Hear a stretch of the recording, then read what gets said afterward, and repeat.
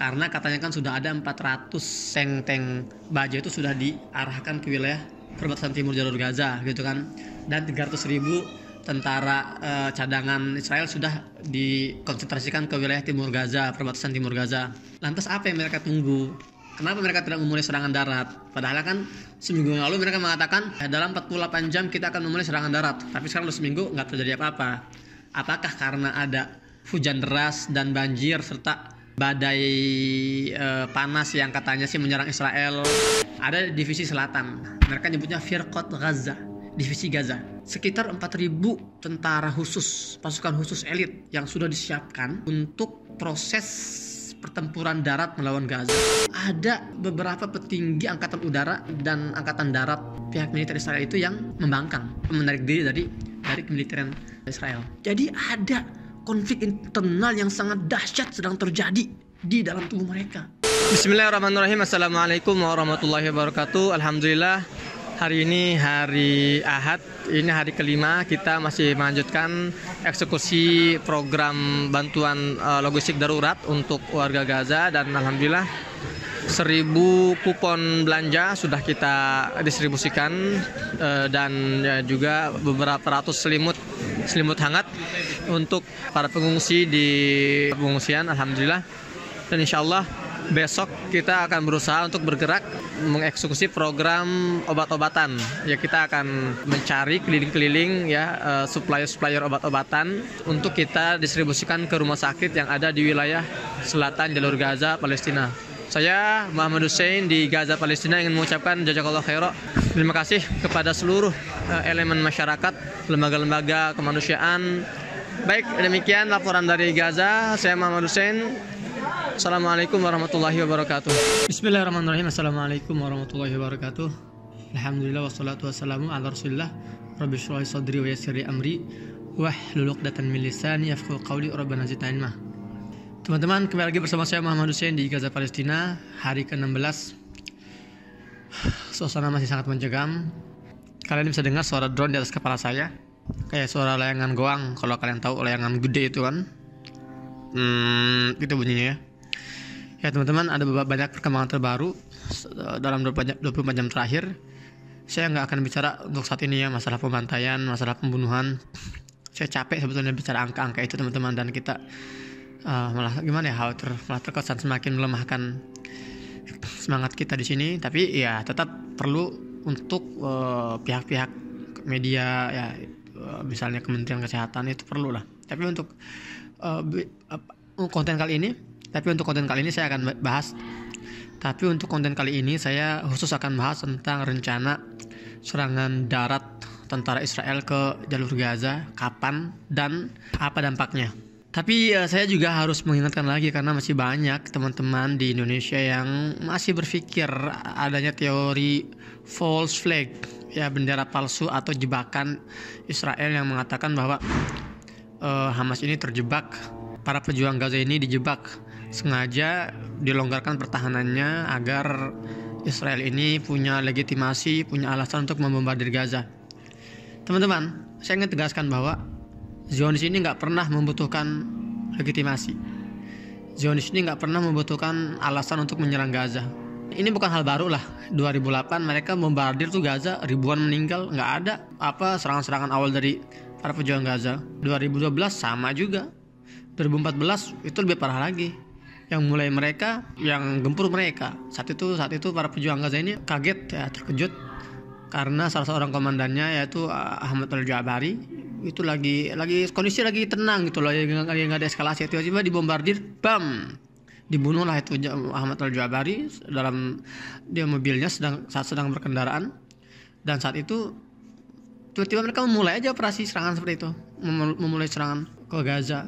Tahun 2021 juga sama aja. Artinya memang sekali lagi para penjajah itu nggak membutuhkan alasan untuk menghajar Gaza. Jadi nggak perlu mereka repot-repot bikin drama sampai akhirnya ratusan tentara mereka ditawan, ribuan tentara mereka mati hanya sekedar untuk apa? Untuk melegitimasi serangan ke Gaza. Nggak logis teman-teman. Lantas bagaimana para pejuang Gaza ini kok bisa dengan mudahnya menembus perbatasan Gaza, sementara kita mengetahui bahwa teknologi spionase, teknologi intelijen Israelnya kan katanya canggih banget.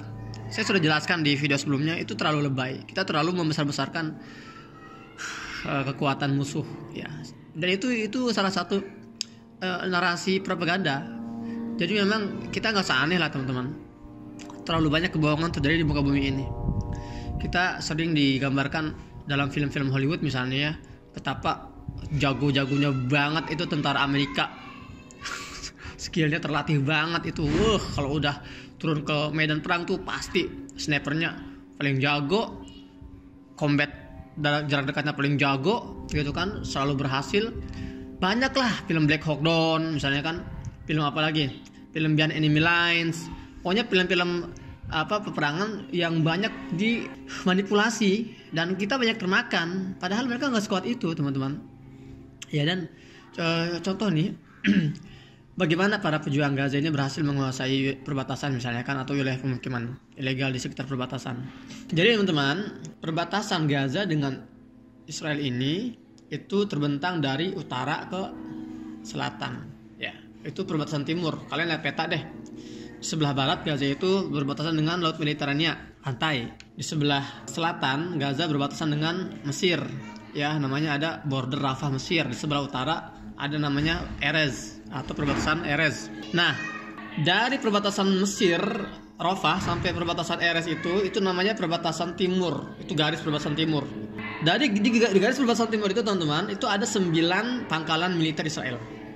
Ujungnya di mana? Ujungnya di pantai Bet Lahia di sebelah utara, namanya Zekim. Ya, perhatikan.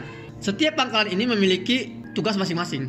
Pangkalan 1 misalnya manajemen untuk tank-tank baja, pangkalan 2 misalnya untuk pasukan darat atau sebagainya lah. Jadi intinya 9 pangkalan ini masing-masing punya tugas sendiri, punya spesialisasi sendiri. Nah, untuk jalur komunikasi yang mengikat semua pangkalan-pangkalan ini itu ada di Zekim. Zekim itu artinya di wilayah pantai itu, Bet Lahia sana, sebelah utara. Para pejuang Gaza sebelum menerobos ke perbatasan itu, mereka pertama kali melumpuhkan Zekim itu, pangkalan militer Israel yang bertugas untuk mengatur lalu lalang komunikasi antara pangkalan-pangkalan lain. Paham ya? Nah, ketika mereka berhasil melumpuhkan itu, plap, otomatis tidak ada sirine yang berbunyi ya. Jadi pangkalan-pangkalan lain itu semua tenang ya, silent. Dan situlah mereka mulai melakukan serangan-serangan lanjutan seperti para layang ya, kemudian motor, kita lihat motor-motor para pejuang masuk melalui perbatasan kawat gitu ya. Jadi Dara tuh harus tahu, ini nggak sehari 2 hari. Perencanaan ini 3 tahun sebelumnya sudah direncanakan oleh para pejuang Gaza. Jadi memang mereka itu setiap hari itu benar-benar berusaha agar kalau ini terjadi itu mereka sudah siap dengan segala konsekuensinya. Sekali lagi ya, jadi itu nggak mudah teman-teman. Dan banyak para pengamat militer dunia itu sudah sepakat, ini kecolongan, ini kekalahan terbesar Israel sepanjang sejarah konflik dengan Palestina. Bahkan banyak para pengamat mengatakan berapapun jumlah korban nanti di kedua belah pihak, apakah di Palestina misalnya puluhan ribu jumlah korban, tidak bisa mengubah fakta bahwa para pejuang Gaza telah menang dari hari pertama. Banyak faktor-faktor lain teman-teman. Ada juga pertanyaan gini misalnya, ini ditanyakan oleh Pak Guru Gembul di dalam kolaborasi kita kemarin, kita collab. Dia nanya, Guru Gembul ini, sebetulnya Hamas ini kan tahu ya respon yang akan dia terima ketika dia menyerang Israel. Dan pertanyaan ini banyak ditanyakan kepada saya. Maka saya akan jawab di sini teman-teman. Kalau memang para pejuang Gaza ini mengetahui konsekuensi dari serangan mereka ke Israel, tahu bahwa mereka akan dibombardir, mereka akan dibantai, terus kenapa mereka masih ngotot? Itu pertanyaannya ya. Ini logis sebetulnya. Ini jawabannya teman-teman. Jadi memang saya sudah sampaikan juga di konten sebelumnya, beberapa bulan terakhir ini kita sudah mendengar semua bahwa akan ada serangan kejutan ke Gaza. Berkali-kali itu. Cuman nggak ada yang tahu kapan terjadinya kan. Tapi di saat itu pertempuran intelijen itu sedang bermain nih antara intelijen para pejuang Gaza dengan intelijen Israel. Contohnya gimana? Israel juga punya mata-mata di Gaza. Ya kita harus akui itu. Begitu juga para pejuang Gaza punya mata-mata di Israel. Jadi saling bagaimana agar para intelijen itu bisa mengambil informasi dari pihak lawan. Di sisi lain bagaimana masing-masing ini menjaga agar tidak kecolongan gitu. Ini mengingatkan saya pada film namanya The Departed. Itu yang memerankan itu Matt Damon sama Leonardo DiCaprio. Gitulah kurang lebih. Seru banget lah pokoknya perang intelijen ini. Tapi para pejuang Gaza ini ya lebih beberapa langkah lebih depan. Ya, kenapa? Karena mereka sudah sangat mengenal sekali tabiat para Zionis ini gitu kan. Dan ini ada kaitannya dengan kenapa banyak para petinggi Hamas yang ada di luar Gaza. Sistem baris saya kan sempat pengen jelasin ya. Sekarang saya jelasin di sini. Jadi teman-teman, para petinggi gerakan Hamas ini mereka berada di luar Gaza itu bukan hanya sebagai diplomat, ya, sebagai jembatan diplomasi dengan negara-negara saudara misalnya. Tapi apa? Tapi untuk menjauhkan diri mereka dari serangan kejutan. Zionis ini, Israel ini, mereka memiliki pola yang jelas. Mereka itu nggak akan memulai serangan kejutan ke Gaza kalau serangannya tidak menghasilkan sebuah kesuksesan dalam tanda kutip. Apa kesuksesan artinya? Artinya dalam serangan pertama mereka harus membunuh beberapa petinggi, paling tidak gitulah. Seperti yang terjadi tahun 2014. Jadi mereka bunuh dulu tuh Al-Jabari, ya, komandan lapangan Al-Qassam. Baru mereka mulai melakukan serangan ke berbagai instansi pemerintahan dan sebagainya. Dan ini yang mereka cari-cari sebetulnya. Mereka menanti-nanti, ini mana nih kepala Hamas di Gaza, Yahya Sinwar. Nggak ketemu. Mereka mau target Ismail Haniyah, lagi di Qatar. Mereka mau target Khalid Mish'al, lagi di Qatar. Artinya mereka sedang mencari mana nih kira-kira nih komandan atau pimpinan Hamas atau pimpinan Al-Qassam yang bisa mereka target untuk dijadikan korban di hari pertama. Nggak ketemu. Nah, di sisi lain mereka terus, ya, intelijen mereka terus bergerak sampailah tiba, ya, pihak Gaza ini mencium serangan mendadak dalam waktu dekat, langsung mereka menjadi pihak yang memulai. Nah, kenapa mereka memulai? Teman-teman perhatikan ya. Gini perhitungannya. Kalau mereka tidak memulai, kalau yang memulai itu pihak Zionis, artinya mereka sudah jatuh pada satu dari dua prinsip yang selama ini dipegang oleh militer Zionis. Saya sudah jelasin di konten sebelumnya. Dalam pertempuran, ini saya dapat ilmu ini ketika saya mengambil diplom Israeli Affairs, diplom urusan keisraelan. Dua prinsip utama para militer Israel ini kalau perang, pertama mereka harus menjadi pihak yang memulai.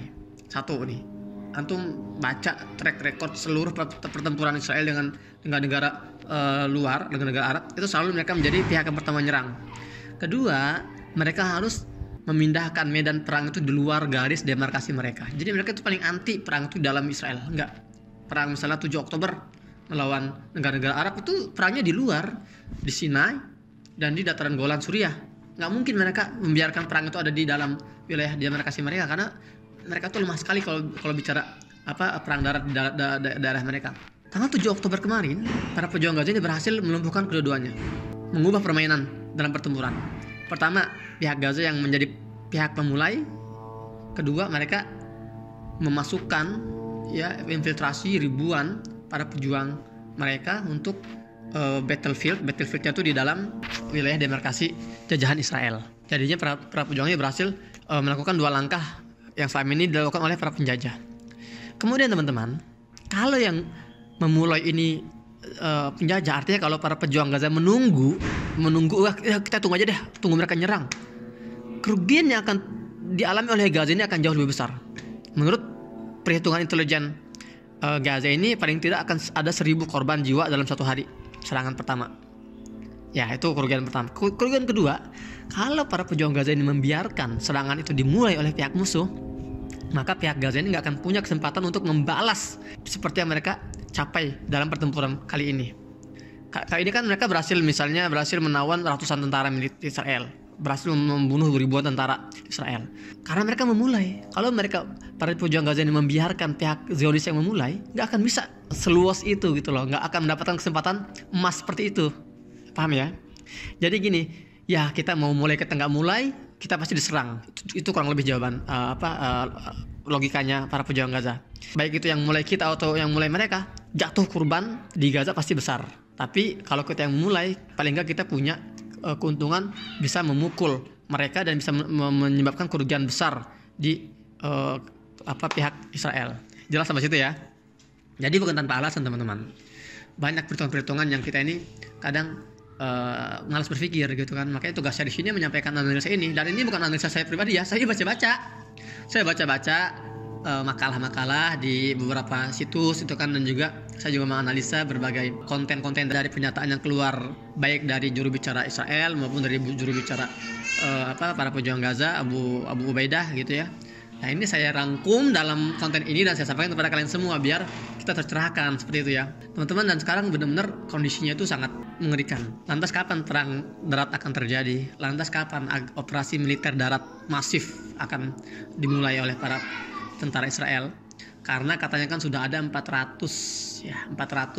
tank baja itu sudah diarahkan ke wilayah perbatasan timur jalur Gaza gitu kan, dan 300.000 tentara cadangan Israel sudah dikonsentrasikan ke wilayah timur Gaza, perbatasan timur Gaza. Lantas apa yang mereka tunggu? Kenapa mereka tidak memulai serangan darat? Padahal kan seminggu yang lalu mereka mengatakan dalam 48 jam kita akan memulai serangan darat. Tapi sekarang udah seminggu nggak terjadi apa-apa. Apakah karena ada hujan deras dan banjir serta badai panas yang katanya sih menyerang Israel? Itu nggak benar. Saya pastikan itu hoax. Nggak ada banjir dan mobil-mobil tergenang. Itu kayaknya video lama itu di-up lagi oleh beberapa akun-akun channel YouTube. Tapi setahu saya kalau di Israel itu hujan, ya di Gaza juga hujan karena kita satu iklim gitu kan. Katanya ada badai panas dan sebagainya. Itu juga saya rasa itu nggak kuat beritanya ya. Jadi sudah saya klarifikasi sini nih, sudah saya klarifikasi karena saya banyak ditanya oleh teman-teman, Ustadz ini bener gak nih katanya militer Israel ini terhalang operasi militer daratnya gara-gara ada cuaca buruk. Itu nggak benar. Yang menghalangi mereka adalah teman-teman rasa takut. Nanti harus tahu teman-teman, di kemiliteran Israel ini ada banyak divisi. Ada divisi utara, itu divisi Lebanon. Artinya divisi utara ini mereka pasukan yang khusus disiapkan untuk misalnya berperang melawan para pejuang di Lebanon. Ada divisi selatan, mereka nyebutnya Firqat Gaza, divisi Gaza. Sekitar 4.000 tentara khusus, pasukan khusus elit yang sudah disiapkan untuk proses pertempuran darat melawan Gaza.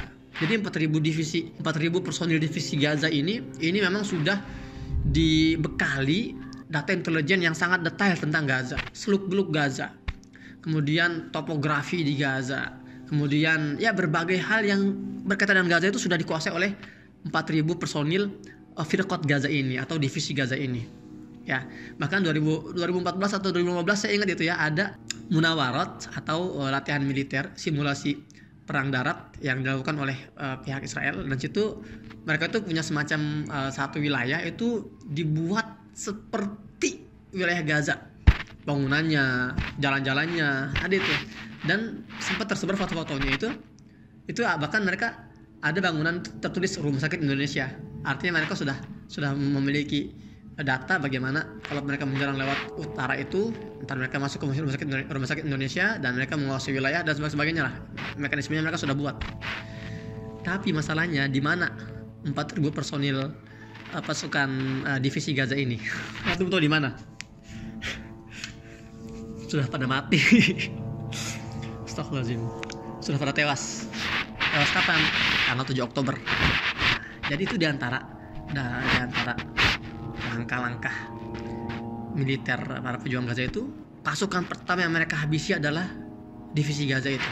Seluruh personil divisi Gaza itu dibunuh ribuan, pokoknya ya kita nggak tahu data pastinya, ribuan tuh sudah dibunuh dalam pertempuran jarak nol antara para pejuang Gaza dengan mereka langsung. Ratusan lainnya ditawan di Gaza. Bahkan kita sudah lihat ada salah satu komandan tingginya divisi Gaza itu yang juga dalam tawanan. Kalau kalian lihat foto-fotonya yang laki-laki pakai kacamata terus pakai celana pendek, itu salah satu komandan divisi Gaza di kemiliteran Israel. Nah, jadi bayangkan teman-teman, pasukan khusus yang sudah dibekali bertahun-tahun kemampuan intelijen, kemudian pelatihan secara intens untuk bisa menguasai Gaza itu sudah hilang, sudah nggak ada. Jadi sekarang yang mereka miliki itu adalah pasukan-pasukan biasa, itu yang dipaksa untuk masuk ke Gaza, dan mereka nggak punya pengalaman seperti divisi Gaza yang sudah hilang itu. Dan Anda tahu teman-teman, fakta yang sudah terbantahkan adalah militer Israel ini pengecut. Kedua, mereka ini sudah lama tidak berperang. Kalau pasukan Amerika wajar lah, masih ada yang kadang turun ke Afghanistan atau di Irak, masih ada. Kalau tentara Israel ini ngapain Kak kerjaan sehari-harinya? Nangkepin anak-anak kecil di tepi barat, itu kerjaan mereka sehari-hari. Atau nembakin ibu-ibu di wilayah tepi barat, atau nembakin para demonstran di timur kota Gaza. Untuk perang face to face itu mereka nggak pernah. Jadi mental mereka tuh sudah down, sudah kalang kabut. Ada sebuah data ya, Allah alam nih benar apa enggaknya, tapi saya baca di salah satu artikel, ada beberapa petinggi angkatan udara dan angkatan darat pihak militer Israel itu yang tamarrud. Apa tamarrud itu artinya itu ini, membangkang, menarik diri dari kemiliteran Israel. Jadi ada konflik internal yang sangat dahsyat sedang terjadi di dalam tubuh mereka. Di sisi lain masih banyak para pejuang Gaza yang sampai sekarang ini masih menguasai wilayah-wilayah di pemukiman ilegal Yahudi di luar batas kota Gaza, jalur Gaza masih banyak. Jadi ini masih banyak terjadi nih baku tembak antara para pejuang Gaza dengan militer darat Israel di luar Gaza. Masih banyak, dan itu belum bisa dinetralisir. Gimana mereka mau masuk ke Gaza kalau masih di tempat mereka juga masih banyak yang belum bisa mereka handle, belum bisa mereka tangani, belum bisa mereka netralisir. Jadi itu kurang lebih alasan kenapa sampai sekarang belum terjadi perang darat. Dan banyak teman-teman, kalau nanti bisa bahasa Arab, bahasa Inggris, baca aja deh. Banyak yang mengatakan, para pengamat, kalau militer Israel ini berani-beraninya masuk jalur timur ke wilayah Gaza, ini akan menjadi pembantaian massal oleh para pejuang Gaza. Silakan saja. Memang itulah yang ditunggu-tunggu selama ini oleh para pejuang Gaza. Mereka sudah greget, para pejuang Gaza ini sudah greget. Ayo dong, jangan cuma lewat pesawat doang ngebunuhin sipil. Ayo angkat senjata kalian, masuk lewat perbatasan, ayo kita face to face serang darat. Kalau gitu kita siap, itu kita fair gitu kan, meminimalisir korban sipil. Tapi sekarang enggak kan, mereka masih ngandalin bombardir, dem. Yang dibunuh siapa? Wanita dan anak-anak. Fair teman-teman. Ya, jadi kapan perang darat ini akan terjadi? Kita nantikan saja. Semoga tidak terjadi. Kalau belum terjadi, ya kita doakan yang terbaik untuk para pejuang Gaza. Demikian, sampai jumpa di konten selanjutnya bersama saya Muhammad Hussein di Gaza Palestina. Assalamualaikum warahmatullahi wabarakatuh.